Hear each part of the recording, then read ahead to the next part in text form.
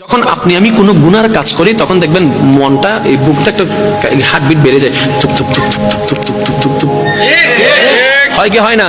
যখন আপনি কোনো অন্যায় কাজ করবেন গোপনে নিজের একটু হার্টটা দেখবেন এটার স্পিড একটু বেড়ে যায়। তার মানে আপনার হার্টই আপনাকে জানাচ্ছে বান্দা করিস না, আল্লাহ নারাজ হবে, করিস না, আল্লাহ নারাজ হবে, করিস না।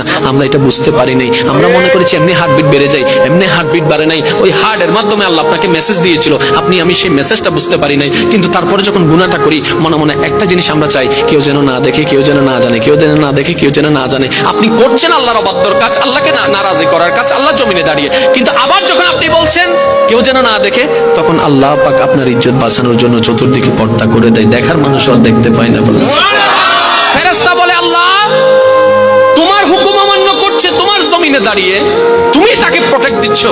রব্বে করিম বলেন বান্দা তো আমার, বান্দা তো আমার, ভালো করুক আর মন্দ করুক বান্দাটা তো আমার। বান্দা যখন কোনো গুনার কাজ করে আল্লাহ পাক রব্বুল আলামিন তখন তাকিয়ে থাকে, বান্দা আয় ফেরত আয়, রিটার্ন কর, রিটার্ন কর, এখনো সময় আছে, রিটার্ন কর। বান্দা যখন করে ফেলে তখন আল্লাহ পাক বলে যে এবার রিটার্ন করে তওবা কর, এবার রিটার্ন করে তওবা কর।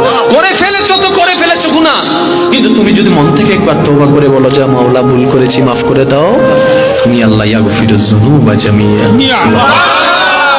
আমরা আসলে রব চিনতে পারি নাই।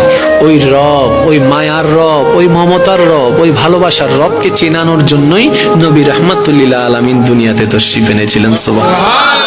মনে রাখবেন ভাইয়েরা, নবী সাবজেক্টটা তর্কের বিষয় নয়, কোরআন সাবজেক্টটা তর্কের বিষয় নয়, এটা অনুভবের বিষয়, এটা গবেষণার বিষয়, ঠিক না বেঠিক?